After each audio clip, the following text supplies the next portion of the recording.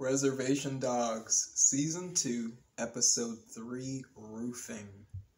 I mean, I had to take 10 or 15 minutes after the episode to just cry and breathe and soak in the lessons of this episode. You know, I'm kind of still in that honeymoon phase after still having watched it, but it was some of the most fulfilling 30 minutes of TV I think I've ever seen. I mean, you know, from regret to lessons in manhood, you know, small victories to legacy. So many things were covered. I really enjoyed the focus in on one character.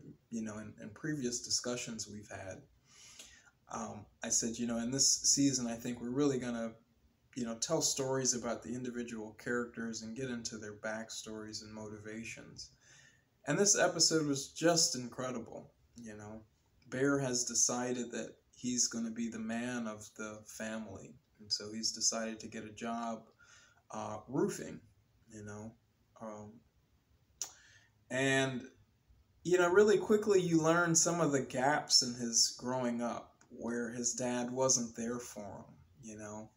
Small victories such as backing a car up successfully, you know, having the courage to hit a nail for the first time. Things that a lot of us, you know, at our advanced ages take for granted, you know. This episode was about perspective changing. You know, when Bear gets up on the roof, one of the other roofers says, you know, should ask, take a look around the reservation. You know, I lost a father and a stepfather. I had two run out on me. You know, basically, at a certain point in your life, you're going to have to change your perspective and kind of look more outward.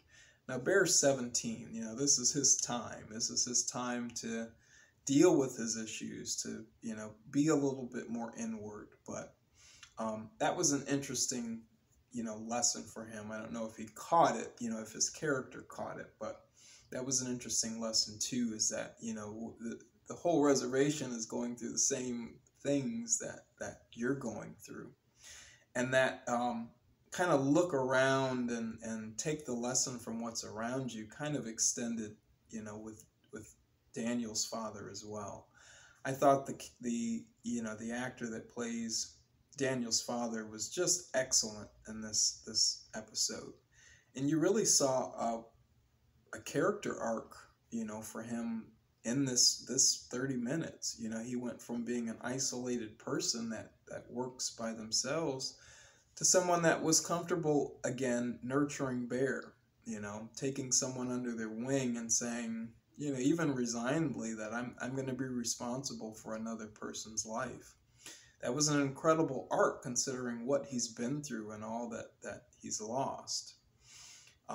You know, he gave Bear some wonderful advice, you know, throughout this episode. Wonderful, humble advice. You know, basically get it right the first time. You're looking around, you're seeing the resentment, the regret, the end result of neglect, of being a shit ass and not being a man. I want you to be a good man and do things right the first time. And yeah, everybody tells you when you're young, you're going to mess up, go out there and, you know, sow your wild oats and make mistakes. But you don't want to do that, because look around at us. You know, we're all, you know, those around us are living lives of regret, of brokenness. I got a lot of interesting perspective on the trip to Los Angeles. You know, I knew that it was Daniel's dream to go to California, but I had kind of lost it in, you know, Laura and Jackie and Bear and their, you know, in that discussion. But it doesn't seem so selfish to me to get to California. After listening to Daniel's father, to Danny, talk about how it was, you know, Daniel's lifelong dream, a childhood dream, to get to California. It put a little bit of perspective on it for me. Now, I want them all to do it right, but I do eventually want our characters to, you know, plant their feet there in Los Angeles, just for Daniel's legacy. But, you know, it was really touching to see, you know, Daniel and, or Danny and Bear kind of mesh together. And, you know, looking from 30,000 feet, that's always been a wonderful idea to get those two characters together. You know, they both have unresolved issues from the same traumatic event and are both needing, you know, the energy of one another to kind of get through this kind of thing. And so I don't know why I hadn't thought about it before as a solution or a remedy to kind of heal and move past some of that trauma, but it was beautiful that they laid it out there for us. You know, what did you think? What were the major lessons that you took away from that? You know, it was so sad to see him working by himself and being solemn and you know, just kind of sticking to himself. But when presented with the opportunity, he quickly opened up and blossomed and became a nurturer. To still have a heart, to still have that drive to help someone, you know, after losing your family and losing your wife and you know, basically everything you've touched has crumbled, you know, up until this point, and to still have some spirit left to try to guide another person is an endearing thing, you know, even if you've made mistakes. This episode was a lot about redemption. You know, no matter how bad it seems like it has gotten, you can still do some good in this world. I mean, the tears, I couldn't stop the tears from falling, you know, when at the end, when they stood up and looked up at the sky and you know, kind of saw that spirit reflection. And I just knew it was Daniel's spirit telling them that this is what I wanted. That I wanted you all to heal together. I wanted you all to be together and work through these things. You know, my spirit is happy. You know, basically saying my spirit is happy and I'm fulfilled by what I'm seeing. I just couldn't stop the tears because, you know, there's so much brokenness and there's so much regret, and, you know, to see some resolution is a beautiful thing. But oh my goodness, to see Alora standing there at the end at the window. I was on pins and needles. She needs to be nominated for an Emmy, you know, next year.